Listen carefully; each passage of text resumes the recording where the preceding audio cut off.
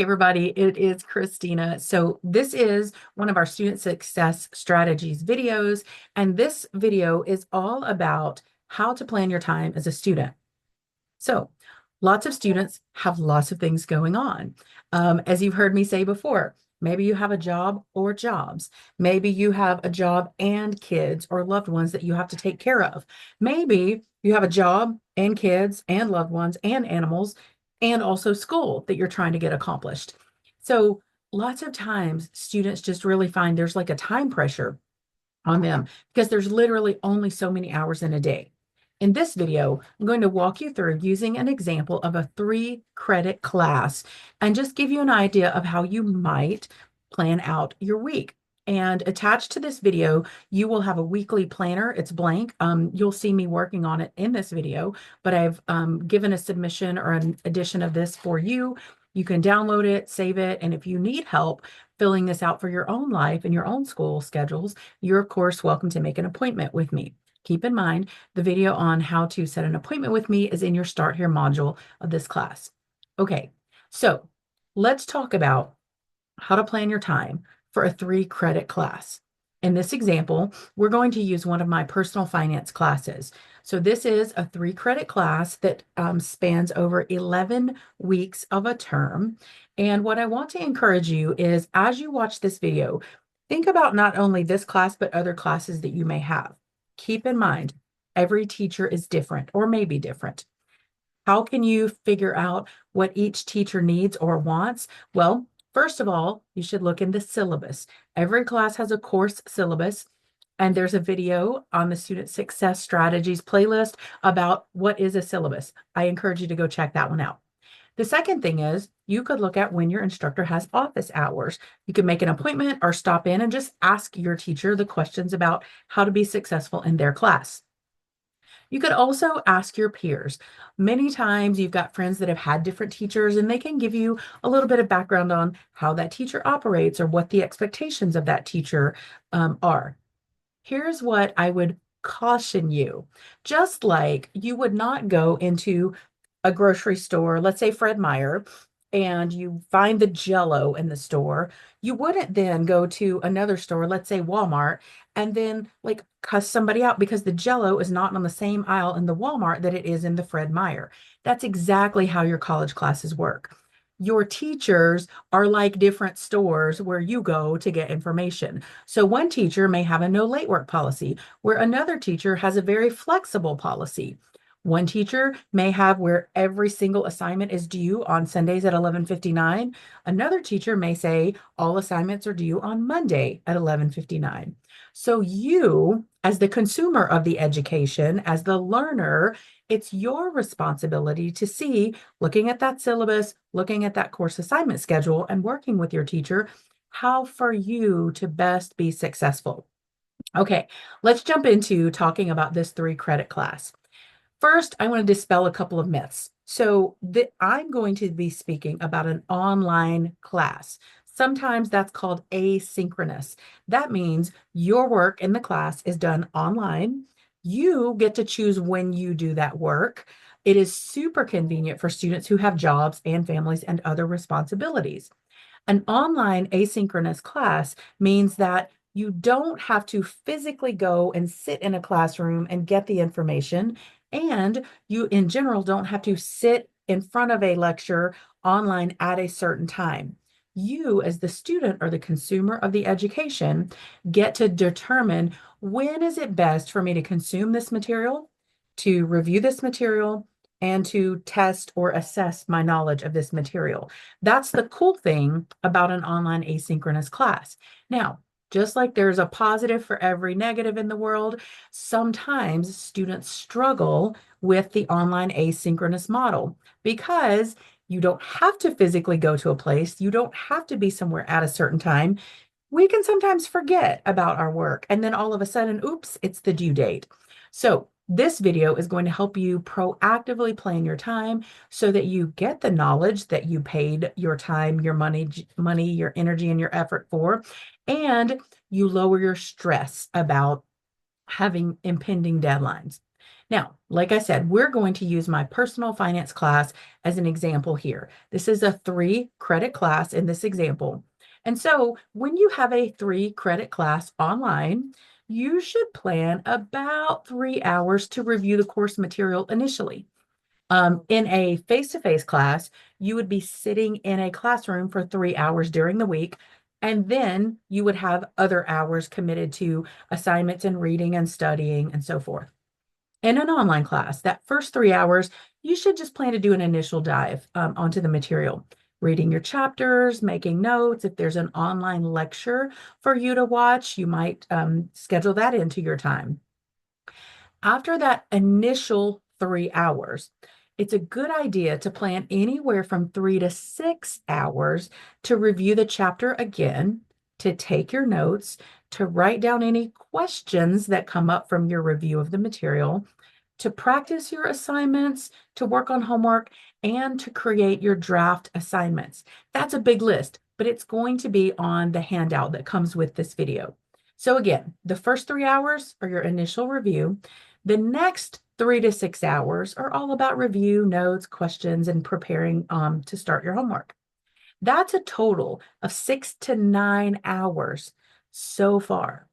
Now, how do you know if it's 6 hours or if it's 9 hours or if it's 12 hours? It depends on you. It depends on how you operate as a student. And we'll talk about that a little bit more. After those initial time blocks or blocks of time for your studies, I would encourage you to plan another time block of about 3 to 6 hours to finalize any drafts of any papers or discussion posts, to submit your homework, to complete your quizzes and your tests that are due at the end of the week. You can also include in this block of time a review of what's coming up for the next week. That's like a bonus time saver for you if you can get yourself into that habit. A general plan of how you'll address the work for each week is going to give you many, many benefits in your schedule. Okay, let's talk about a few little finer points. This is really a 9 to 12 hour set of blocks of time for a 3-credit class. That's pretty average for most students that come through a college level course. Sometimes you might need a few more hours during the week. Sometimes you might need a few less. So you might be faster. That's no problem. You might need more time than that 6 to 9 or 9 to 12 hours. Some of the things that you might need to account for are maybe you need to visit the computer labs on campus. Maybe your computer or your internet is not working at home and you need to make time to drive into campus, get set up at a computer lab and do that work. That could add additional time. You might need to visit the library, either online or in person, to do some research. You might also need to or might want to consider meeting with one of the tutors. Now, our school has both in person, on Zoom, and 24/7 tutoring available for you. If you have written assignments and writing is not a strong point for you, I highly encourage you to consider putting a block of time in your schedule so that you can visit the tutoring center. Here's some things to consider as you determine and build out your schedule. First and foremost is reading speed. Are you a fast reader? Are you a person who reads slow and takes lots of notes? You might need to plan additional time to review the chapters each week. Are you a person who prefers to listen to the chapters being read as you do a walk or as you do your chores? That might allow you to overlap some of your responsibilities. Also, you might consider, what is your interest level in the topic? In this example, we're looking at a personal finance class. If you're really, really interested in that, you might go faster through the material. It's kind of a drag, it's kind of a slog, it's kind of hard for you to get your brain wrapped around those financial terms. It might take a little bit of extra time as you read the chapter and as you ask your questions and do a little bit of research if there's terms you don't know. It just might take you a little bit more time. So those are some things that you want to take into account when you're building out your schedule or you're planning your time so that you can successfully complete the assignment. Okay, next, I'm going to share a screen and we're going to look at an a screen option of an assignment schedule that is for my personal finance class. So let me get this shared real quick. Perfect. Okay. So on your screen, what you're seeing is the second page of the personal finance schedule. And you can see that this schedule is delineated by the weeks in the term. And what that means is it gives you an idea so that you can plan each week how much time are you going to need. Now, let's just take a look at this first example, or excuse me, this first week in this example.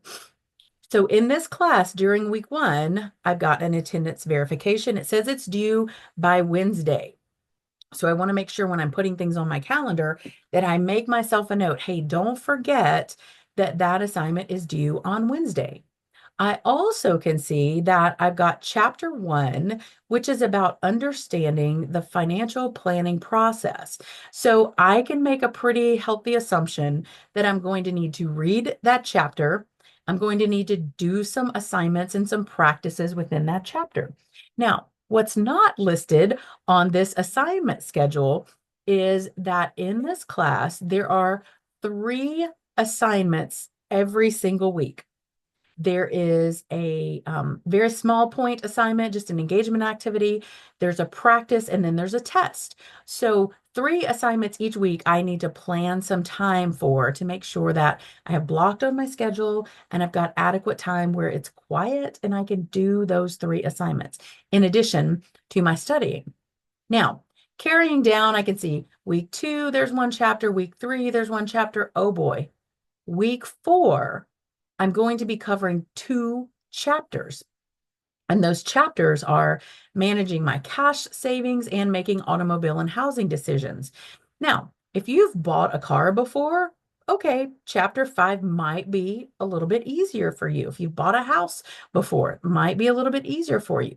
But if you've never done any of those things, no judgment, no problem. Just know it might take you a little bit of extra time as you're preparing and reading that chapter. Now, what I want to note is, okay, this week where there's 2 chapters is week number 4 of the term, and all of the deadlines are due on April 28th. So I would want to look at my personal calendar and see, okay, what do I have going on the week before the 28th of April in this example? If my personal schedule is really busy, let's say my partner has a vacation or they're going to be out of town and I'm responsible for picking up and taking the kids to school that week. I want to make sure that I've either planned some time where I can do this chapter ahead of time or that I've planned to get a little bit of help. Maybe my best friend's going to come over and play with the kids while I do some of my homework, or maybe a family member is going to help us out with dinners that week. It's up to you to determine how that's going to fit in your life. But thinking about this now at the beginning of the term is going to cause me a lot less stress later in the term.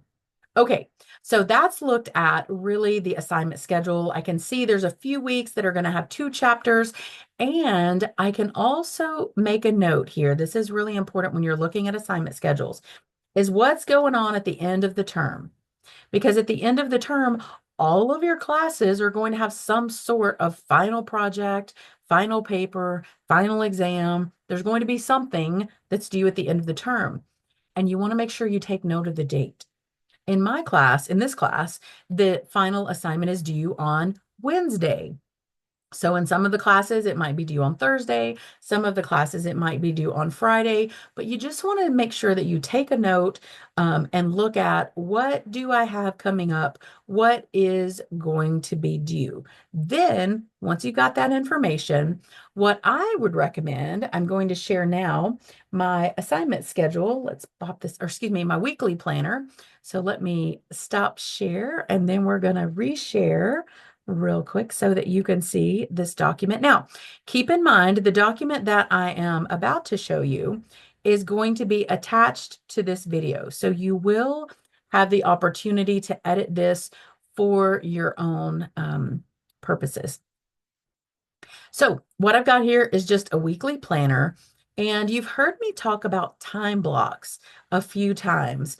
I like to block my time in 3 hour increments. Now, you might like to block in 1 hours. You might like to block in 2 hour increments. You might be a person who can do like a half day block of time, 4 to 5 hours. That is totally up to you. If you wanted to take this weekly planner and make it hour by hour, rock on. It's fully editable. You can do whatever you want to it. In my example, I'm following what I do in my own life, which is planning in 3 hour blocks. Now, you can see that I don't have very much in my morning blocks. So the 6 a.m. to 9 a.m., there's really not a lot planned here. That's because I have some morning routines that I do that I don't need to write them down. I don't need to plan for them. They're pretty much habits at this point. Now, maybe you have some block time. Maybe you do a workout at that time of the day. Maybe you need to get your kids to school during that block. It's totally up to you how you schedule that. What I want to point out is how I've laid out the information for this personal finance class. So I picked on Mondays from 1 o'clock to 3 o'clock. I'm going to spend that first 3 hours that we talked about. Now, again, those first 3 hours are if there's any video lectures, if there is any reading that you need to do, that's really what I'm doing in that first 3 hour block of time. Remember, this is for a 3 credit class. If you wanted to do it in 1.5 hour blocks, that's totally fine as well. Then over on Wednesday, I just went ahead and scheduled at the same time of the week, 1 o'clock to 3 o'clock, but this time on Wednesday, I scheduled that second block of work that I'm going to do. And in that block for me, I would review my notes from when I initially read the chapter. I would send my teacher any questions I had. Hey, I don't really understand this thing about amortization on loans. Could we set up time to talk about that? So, any questions you have, you might send those in to your instructor. And then I would start on my homework. Now, you'll notice I didn't start on my homework on Monday, right? I'm only doing reading and reviewing material on Monday. Then on Wednesday, that's where I'm starting on my homework. There's a really important reason for this. Our brains reach like a maximum point where they just can't take any more new info in. And you probably know where your brain is. Mine is somewhere around 2.5, 3 hours. After I've spent that long on a task, my brain needs a break. I need to walk away from it and come back later. So that's why I've built this schedule in this way. You can do what works for you. Now, the third block of time that I put for myself is on Friday. So you'll notice that I've got some time on Monday, some time on Wednesday, and some time on Friday to dedicate to this class. What that does is it avoids the cram factor where you try to fit everything into your brain in a 30-minute session. Let me just tell you, friends, that doesn't work, okay? It's like an urban myth, an urban legend. It doesn't work. Our brains don't work that way. If you can get into the material more times, so frequently during the week for shorter bursts of time, it's actually better. Your brain retains it a little bit easier. So on my Friday block, I'm planning to review the messages. So maybe I sent my teacher some questions. I'm going to see what my teacher said, and then I'm going to finish my homework. That could also involve if there's a discussion post in the class. Maybe I'm looking at the discussion posts and making my replies if that's a requirement. And then once I finish that homework, then I'm good for a bit. I can kind of take a break, take a little breather, and I scheduled my next little check-in on this class on Saturday morning. Now, in my pretend example here, I went ahead and put my work hours on my schedule. These aren't my real work hours. I just imagined if I was a college student and maybe I had a job in a restaurant, maybe I'm working Saturday and Sunday in that restaurant. So definitely plot your work hours out so that you know when you could fit in your school time or your study time. Now, so on my Saturday time, I'm checking my submissions. So I've already done my homework. I'm just checking to make sure I didn't miss anything. So I might look at that assignment schedule. I might look at my information in the class to make sure, did I really submit the things I thought I submitted? This prevents any, oops, I submitted the wrong file. So just definitely a good note to do that. And then I put that I'm going to review the information for next week. And all that means is I'm just going to look at my assignment schedule and I might kind of scroll through the textbook a little bit just to see what's coming up next week. Is it something really interesting? Is it something I might need a little bit of additional information? So I'm just kind of doing a quick review. Now, I also put myself a note down here. Assignments are due at 11:59 p.m. I want to make sure that I don't forget for this class, Sunday is when my assignments are due. Now, every class does not have the same due dates. You want to make sure you look at your schedule. You want to make sure you look at your assignment, your assignment schedule and also your syllabus. In my classes, typically the assignments are going to be due on Monday, but many teachers have their assignments due on Sunday. So again, you just want to make sure that you check that out. Okay, so let's come back together and get my video going. So that is really an overview for the student success strategies of how to plan your time for a class. Now, as you look at these documents, as you look at your documents in the classroom or in the online classroom, if you have questions, if you start filling out this, weekly planner and you're like, I don't know how to make it all fit, use the link in our class shell and set an appointment with me. I would be happy to either face to face do this with you or to get on a Zoom call. We can share screens and I can help you build that out. But I really think that using a weekly planner, in addition to your assignment schedule and your syllabus, is a student success strategy that is going to alleviate stress. It's going to make your life a little bit easier and it's going to make those educational goals easier to reach because you'll have a really solid plan. All right, folks, thanks for watching this, and I look forward to seeing you in the next Student Success Strategies video. Have a great day.